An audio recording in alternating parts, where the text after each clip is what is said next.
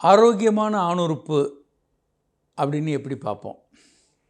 ஆணுறுப்பை பொறுத்த வரைக்கும் முன்னெல்லாம் குழந்தை பிறந்த பிறகு தான் ஆணுறுப்பை பார்க்க முடியும். ஆனால் இப்போது அல்ட்ராசவுண்ட் ஸ்கேன் இருக்கிறதுனால தாயின் வயிற்றில் குழந்தை இருக்கும்போதே விரைப்புத்தன்மை அடைகிறதெல்லாம் ஸ்கேன் மூலமாக பார்க்க முடியுது. அதே மாதிரி வளர்ச்சி ஒரு 22 வயது வாரங்கள் ஆன வயிற்றில் இருக்க குழந்தைக்கு எல்லா உறுப்புகளையுமே ஓரளவுக்கு பார்க்குறாங்க. ஏதாவது குறைபாடு இருந்தால் கண்டுபிடிக்க முடியும். டெலிவரி ஆன உடனேயே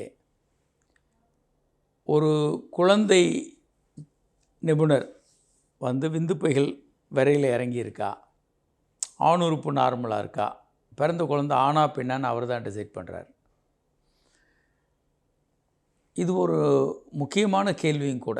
ஏன்னா பிறந்த குழந்தைக்கு விந்துப்பைகள் இல்லை, ஆணுறுப்பும் பெண்ணுறுப்புமா இணைந்து இருக்குது, இல்லை சின்ன ஆணுறுப்பாக இருக்குது, இயல்பான விஷயத்தை விட சின்னதாக இருக்குன்றதெல்லாம் கூட மருத்துவர்கள் கண்டுபிடிக்க முடியும். இதை வந்து ஆணும் அல்ல பெண்ணும் அல்ல இரண்டுமே உள்ள இன்டெட்டர்மினேட் ஜெண்டர் அப்படின்னு சொல்ல முடியும். என்ன ஆணா பெண்ணான்னு தீர்மானிக்க முடியாத ஒரு ஜெண்டராக அவர் இருக்கிறார் அந்த பிறந்த குழந்தைன்னு சொல்ல முடியும் டாக்டரால். பின்னால் அதுக்கு வந்து ஜெனட்டிக் டெஸ்ட்லாம் பண்ணிவிட்டு அந்த ஆண் குழந்தை பெண் குழந்தைன்னு முடிவு பண்ணுவாங்க. அதே மாதிரி டேனர் ஸ்கேல் அப்படின்னு ஒரு ஸ்கேல் இருக்குது. இது வந்து ஒரு 6 விஷயங்கள் கொண்டது.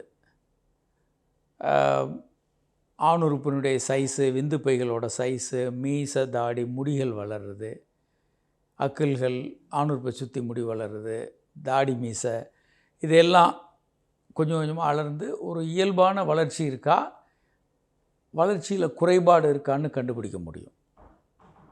அப்போ இதெல்லாம் வச்சு ஒரு குழந்தைக்கு வளர்ச்சி இயல்பாக இருக்கா இல்லையான்னு கண்டுபிடிக்க முடியும். இன்னொரு இடத்துல எங்கே பிரச்சனை வருதுன்னா, இப்போது 60% குழந்தைகள் பொது மக்களே ஒபீஸாக குண்டாக இருக்கிறாங்க.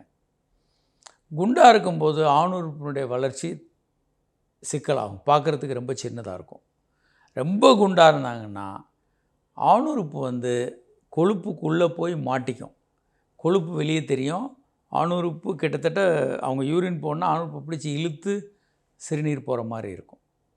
ஏன் அப்படின்னா ஆணுறுப்பு வந்து ஒரு பாதி ஆணுறுப்பு உள்ளே தான் இருக்கும், பாதி தான் வெளியே இருக்கும். இப்போது ஒரு பாதி ஆணுறுப்பு வெளியே தெரியுது. இந்த குழந்தைக்கு ஒரு 4 இன்ச்சு கொழுப்பு வந்து அந்த 4 இன்ச்சு கொழுப்புக்குள்ளே ஆணுறுப்பு உள்ளே போயிடும்.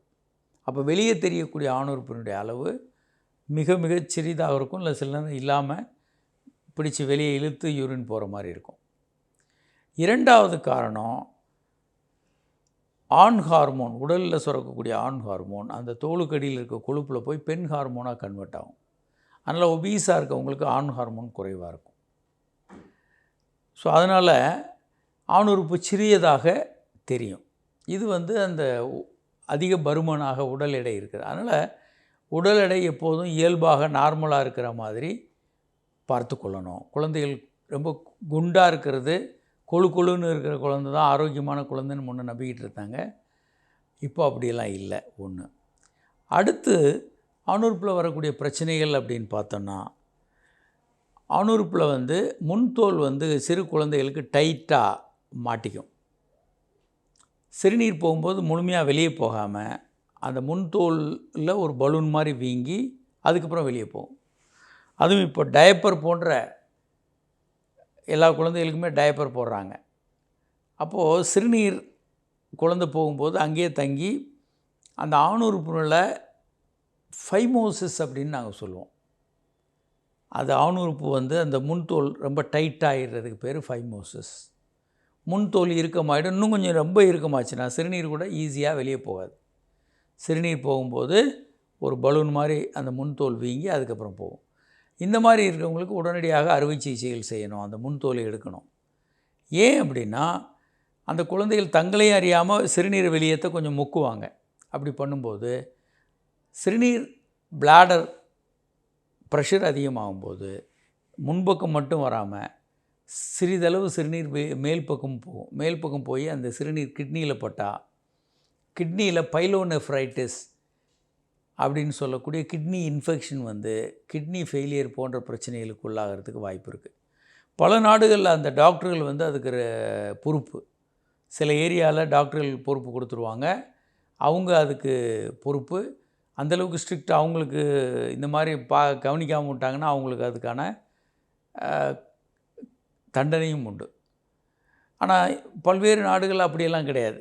பேஷண்ட் வந்து கண்டுபிடிச்சி அவங்க டாக்டரை போய் பார்க்கணும். இது அடுத்து வந்து ஆணுறுப்பில் வந்து ஏதாவது சில காரணங்களால் இப்போ சுன்னத்து பண்ணுறாங்க, ட்ரெயின்டு பர்சன் ஆப்ரேஷன் பண்ணுற டாக்டர் இல்லாமல் சாதாரணமாக பண்ணும்போது வேகமாக கட் பண்ணுவாங்க. குழந்தை அழக்கூடாதுன்னு சொல்லி கட் பண்ணும்போது சிறிதளவு ஆணுறுப்பையும் சேர்த்து டேமேஜ் பண்ணிடலாம். அல்லது பல்வேறு நோய்களால் ஆணுறுப்பில் பிரச்சனை வரலாம். பைரோனி டிசீஸ் அப்படின்னு வளர்ந்த 40 வயது ஆண்களுக்கு ஆணுறுப்பு வளைந்து பெண்ட் ஆகலாம்.